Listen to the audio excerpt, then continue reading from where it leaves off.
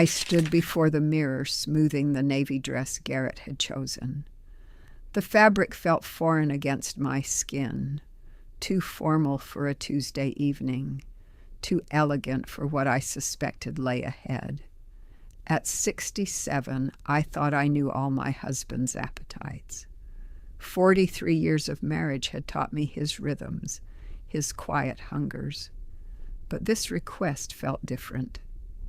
"You look perfect," he said from the doorway, his voice carrying that particular tone I'd learned to recognize. Not quite approval, not quite command, something between permission and invitation. The city library closed at 9. He'd been specific about the timing, the location, even the entrance we should use. I touched the device in my purse. He'd asked me to bring it, though I wasn't sure why. The screen remained dark, waiting. "Are you certain about this?" I asked, though I already knew his answer. Garrett had spent weeks planning whatever waited in those quiet halls. His excitement hummed beneath his calm exterior like electricity through wire. He stepped behind me, adjusting the pearl necklace at my throat. "You trust me?" It wasn't a question. After 4 decades together, trust had become our native language. But tonight felt like learning a new dialect entirely. We drove through downtown in comfortable silence. The library's limestone facade glowed under streetlights, its windows dark except for the security lights within. A few late patrons emerged from the main entrance, clutching books and checking phones. Normal people ending normal evenings. I pressed my palms against my thighs, feeling the silk of the dress slide beneath my fingers. Whatever boundary Garrett wanted to cross tonight, we'd cross it together. That much hadn't changed. The parking meter accepted his coins with mechanical clicks. $8 for 2 hours. Enough time for secrets, apparently. The employee entrance opened with Garrett's borrowed card, a small plastic rectangle that shouldn't have worked after hours, but did. Inside, the library felt transformed. Daylight crowds and chatter had given way to cathedral silence and amber security lighting. Our footsteps echoed against polished floors. "This way," Garrett whispered, guiding me past the circulation desk toward the stacks. The familiar smell of paper and binding glue surrounded us, but underneath lay something else.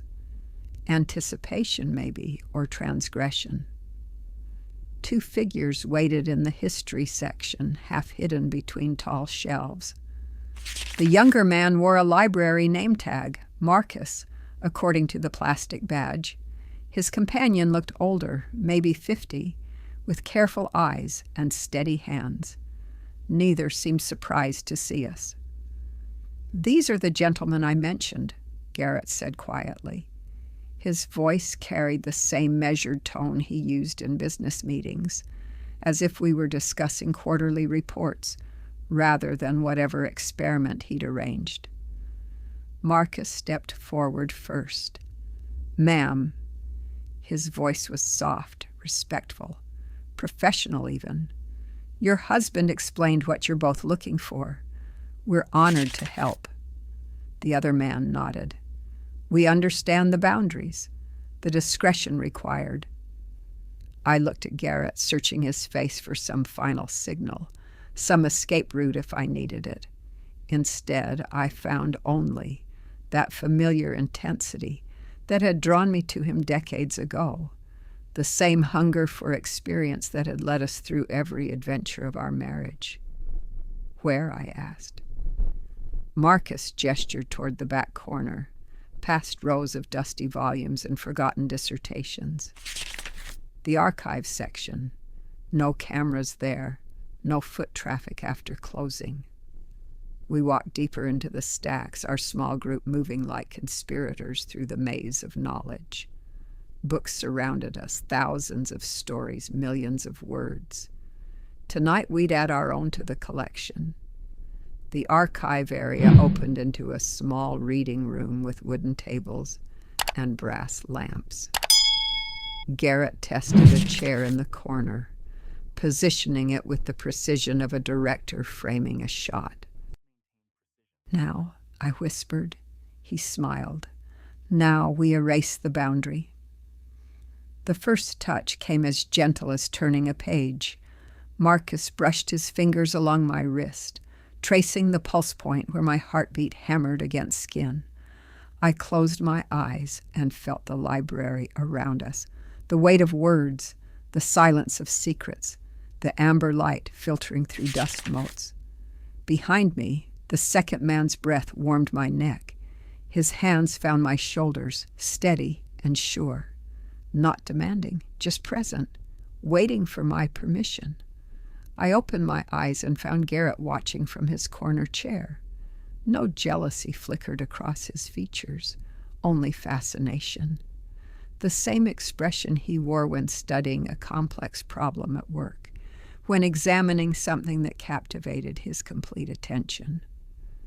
"Tell me what you want," Marcus whispered against my ear.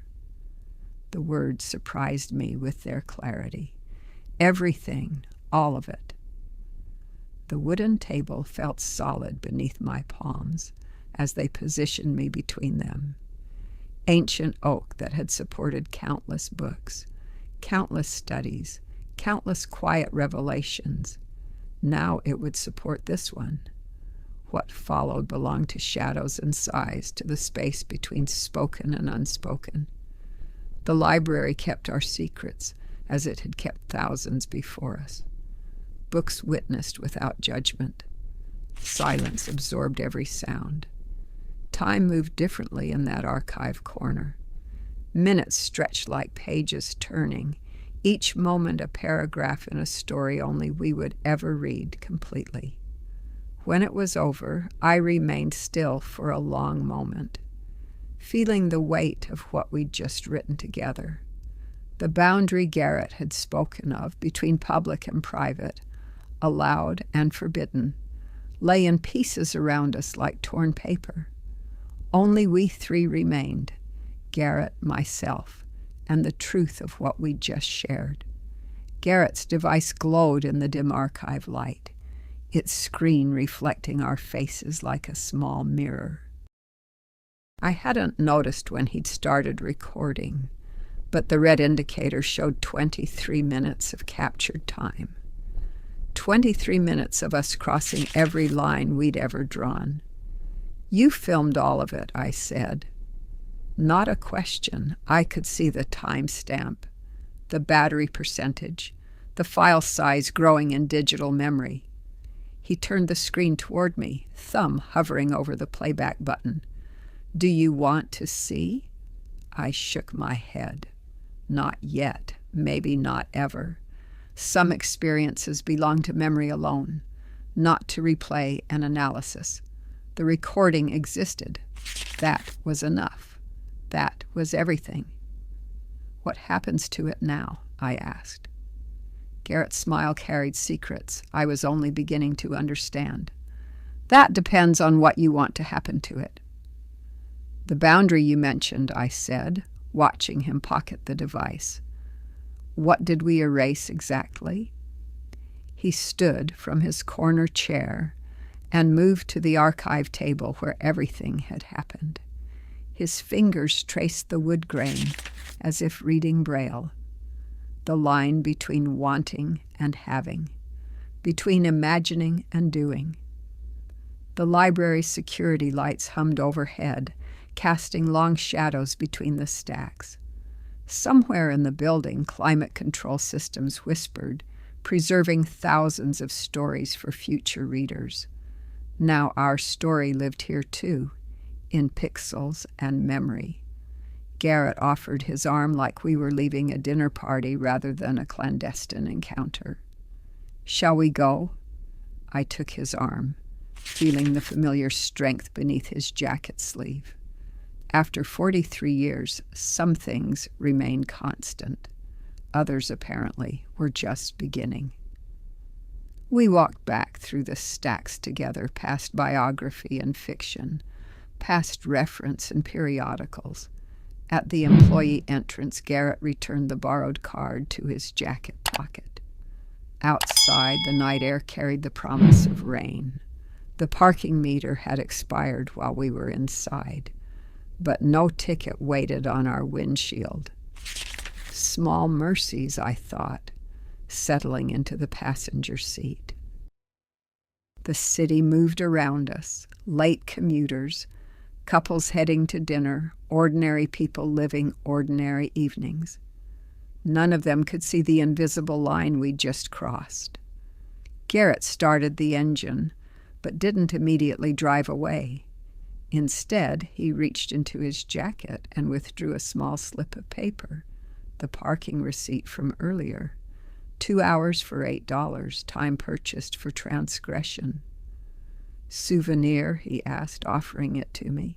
I took the receipt, feeling the thin paper between my fingers. Such a mundane thing to mark such an extraordinary evening. What are we now? I asked. After tonight, what are we? He pulled away from the curb, navigating through downtown traffic. The same people we've always been, just more honest about it. The radio played softly, some jazz standard I half remembered from decades past, music for late nights and intimate confessions. I folded the receipt and tucked it into my purse, next to lipstick and car keys and all the ordinary artifacts of an ordinary life. The recording, I said. Will you watch it? Only if you want me to. I considered this, the idea of seeing ourselves through the electronic eye, of witnessing what we'd done from the outside rather than the inside. Part of me craved that perspective. Part of me feared it. Do you regret it? He asked as we stopped at a red light. The question hung between us like incense, heavy with implication. Did I regret the feel of unfamiliar hands, the surrender to strangers, the violation of every social contract I'd signed by putting on a wedding ring 43 years ago? No, I said, surprising myself with the certainty. I don't regret it. The light changed to green, and we drove toward home, through streets that looked exactly the same as when we'd left them. But we were different now. The boundary between who we'd been and who we were becoming had been erased as completely as chalk from a blackboard. What happens next? I asked. Garrett smiled in the dashboard light. Whatever we want to happen. At home, Garrett placed his device on the kitchen counter between us like an offering. The screen stayed dark, but we both knew what it contained. 23 minutes of truth, of boundary crossing, of a marriage reinventing itself in real time. I poured wine while he loosened his tie. Such ordinary actions after such an extraordinary evening. The ritual of normal life resuming its rhythm, but with new undertones, new possibilities humming beneath the surface. The men, I said, Marcus and his friend, how did you arrange it?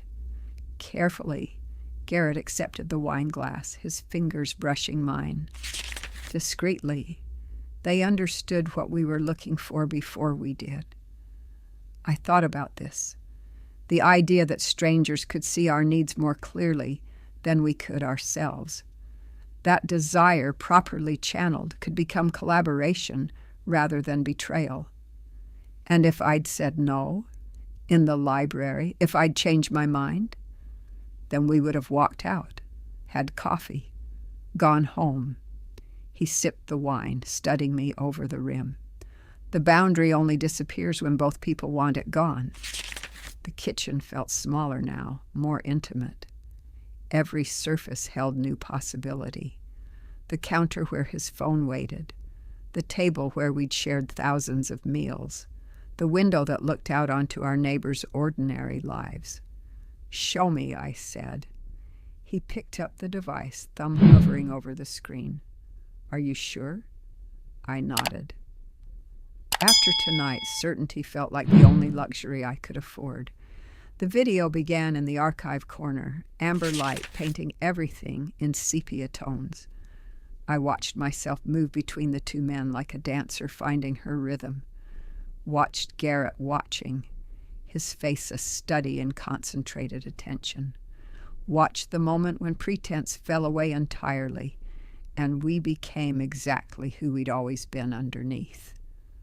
When it ended, we sat in kitchen silence for a long moment. The recording had captured the mechanics but missed the essence. The trust, the surrender, the electric current of transgression that had powered every touch. What we erased, I said finally, wasn't just the boundary between public and private. It was the line between who we pretended to be and who we actually are. Garrett deleted the video with a single touch. The file disappeared, taking its pixels and timestamps back into digital void. But the memory remained, permanent as ink, indelible as truth. We'd written ourselves a new story tonight, one with no beginning or end, just an eternal middle where anything was possible and everything was allowed. The silence that followed felt different from all the others we'd shared.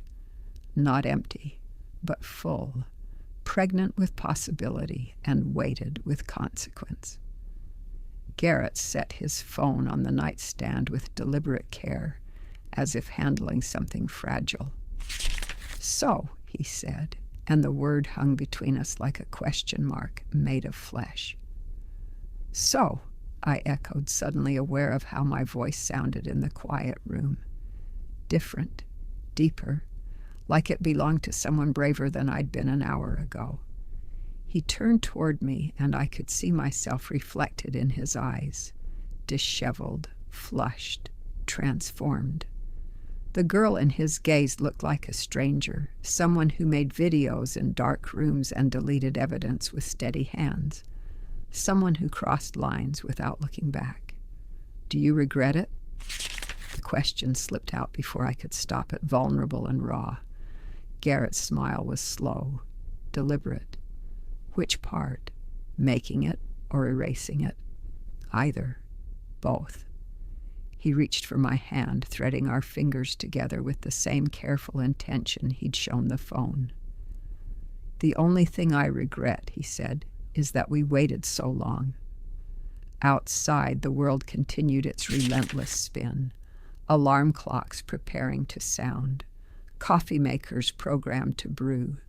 People getting ready to perform their daily masquerade of normalcy. But in this room, in this moment suspended between night and dawn, we existed in our own timeline, a place where regret was just another word we'd forgotten how to spell.